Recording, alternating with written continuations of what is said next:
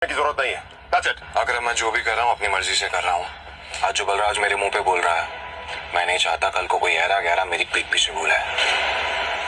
अकरम ने अभिनव की आंखों में संजय जैसे तेवर देखे तो उसने एक गहरी सांस ली और सब ऊपर वाले के भरोसे छोड़ दिया।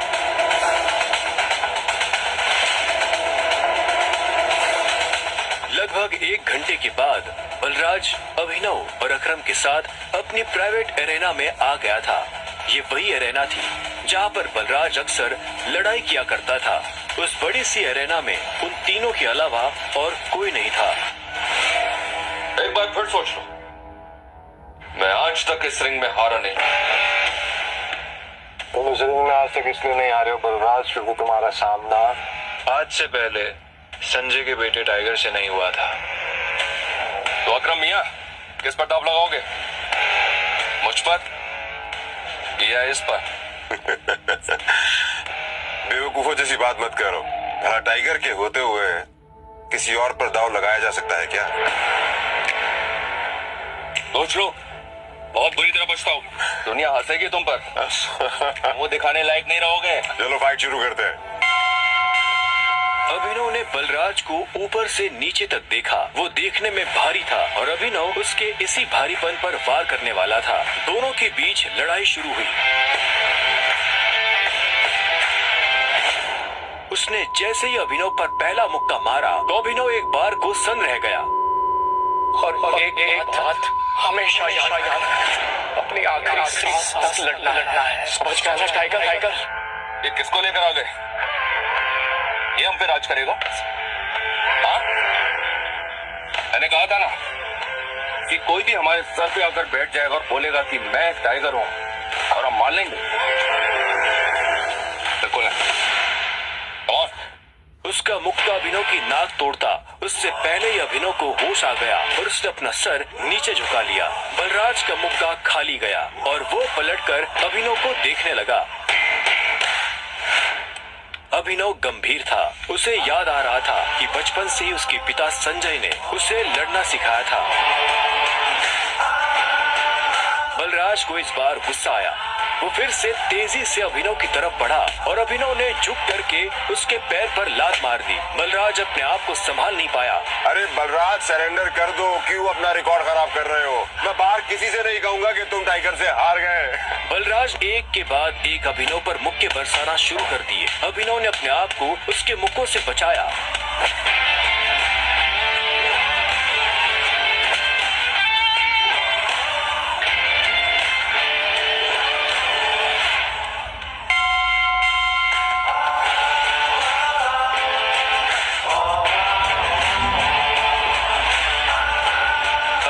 बलराज को छोड़ा और चुपचाप रिंग के कोने में जाकर खड़ा हो गया। बलराज ने मुश्किल से अपने भारी भरकम शरीर को उठाया और दर्द में कराहते हुए बोला, अकरम, मैं जानता हूँ तो बहुत खुश हो गया आज। बलराज की कमर में मोच आई थी और उसने हंसते हुए अभिनव से कहा, कहाँ से सीखा ये सब? ये सब मुझे विरासत में मिला है, मेरी उस गद्दी के साथ। जरा पियोगे मेरे साथ? आज की पार्टी मेरी तरफ से। बलराज, ऐसे नहीं कहते, ऐसे कहते हैं कि टाइगर जी, क्या आप मेरे साथ शराब पिएंगे, पार्टी करेंगे? इस तरह। टाइगर जी, क्या आप आज मेरे साथ शराब पीना पसंद करेंगे? पार्टी करेंगे? हाँ? ओके? राइट। क्यों नहीं?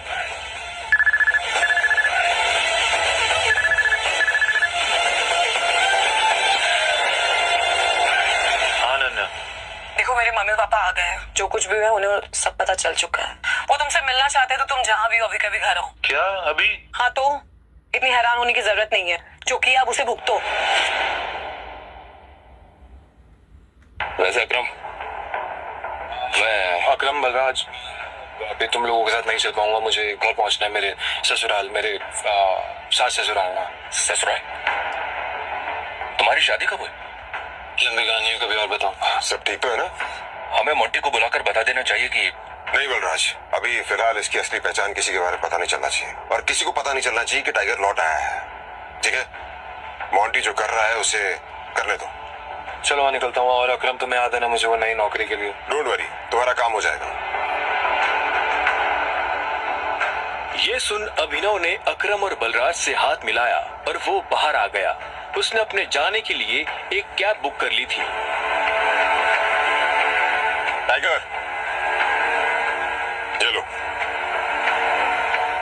ये वही शराब है जो हमने होटल में पी थी। अपने सास ससुर को जाकर पिला देना, उनकी 7 पुश्तों में किसी ने नहीं पी होगी। इस सब के लिए थैंक यू अकरम। तुम्हें भी वापस आकर हमारी उम्मीदें जिंदा करने की।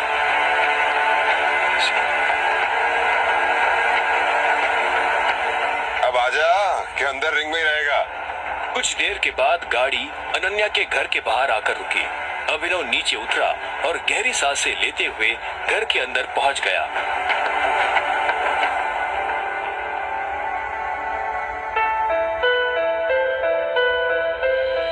नमस्ते मम्मी जी, नमस्ते पापा जी। ये मैं आप लोगों के लिए लेकर आया था। अरे वाह,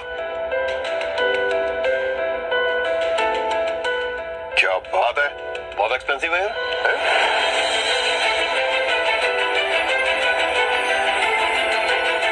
क्या खुशबू है, देख। क्या तुम भी? मुझे तो लगता है ये बॉटल्स कहीं से चोरी करके लाया होगा। तुम्हें लगता है इसके जैसा आदमी इतनी महंगी शराब अफोर्ड कर पाएगा? और तुम ये सब क्यों लाए हो यहाँ पे? हमारे बेटे के साथ जबरदस्ती करने के बाद हमें रिश्वत देना चाहते हो तुम? वो भी चोरी की हुई शराब? सॉरी, लेकिन ना ही मैंने किसी के साथ जबरदस्ती की और ना ही कोई चोरी की है। अच्छा, तो फिर मेरे बेटे के साथ तुम्हारा भूत सोया हुआ था? तुम ये सब इसलिए कर रहे हो ना ताकि तुम मेरे बेटे की जायदाद हड़प कर सको?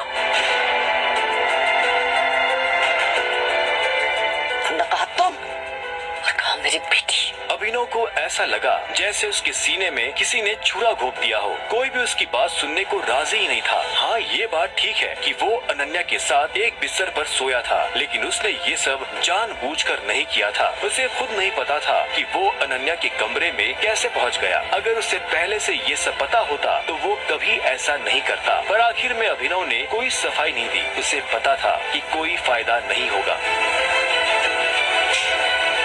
गूंगे हो? मुंह में जुबान नहीं है तुम्हारे? शर्मिला, बैठ। अभिनव, बैठ जाओ। शर्मिला अभी भी गुस्से में उसे देख रही थी। अभिनव बैठा और राजीव ने आगे कहा, तो वहाँ जो कुछ भी हुआ है हमें उसके बारे में सब कुछ पता है, और अनन्या को भी ये मालूम नहीं है कि उसके साथ कैसे हुआ है। लेकिन मुझे ऐसा लगता है कि वहाँ पे कोई बहुत बड़ी गड़बड़ हुई है। चलो, अब जो कुछ भी है, तुम्हारे और अनन्या का रिश्ता तो बदल नहीं सकते। वैसे भी जो कुछ हुआ उसका उसे मलाल नहीं था। अगर वो अनन्या से नहीं मिलता तो वो अकरम से कभी नहीं मिल पाता। साथ ही वो बाहर की दुनिया में अनन्या का नाम भी खराब नहीं होने देना चाहता था। ऐसे में वो भी नहीं चाहता था कि ये शादी टूटे। तो अभिनव, तुम क्या करते हो? मैं एक डिलीवरी बॉय का काम करता था और आज मुझे नौकरी से निकाल दिया गया। उसके ये शब्द किसी बॉम्ब की तरह उन दोनों पर गिरे। इससे पहले कि शर्मिला कुछ कहती, राजीव ने कहा, अभिनव, तुम्हें जल्द से जल्द नौकरी ढूंढनी पड़ेगी, और वो भी अच्छी वाली। तभी तुम मेरी बेटी के साथ लीगली शादी कर सकते हो। चलो, अब तुम जा सकते हो। अभिनव उठा और बाहर निकलने लगा। इतने में शर्मिला के गुस्से में और एक उबाल आया और वो अभिनव के पीठ पीछे बोली, देखा कितना ढीठ है ये?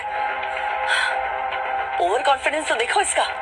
जेब में 10 रुपए नहीं है और चल ऐसे रहा है जैसे जंगल का टाइगर हो। राजू, तुम्हें लगता है इस जैसे लीडर को कोई नौकरी पे रखेगा?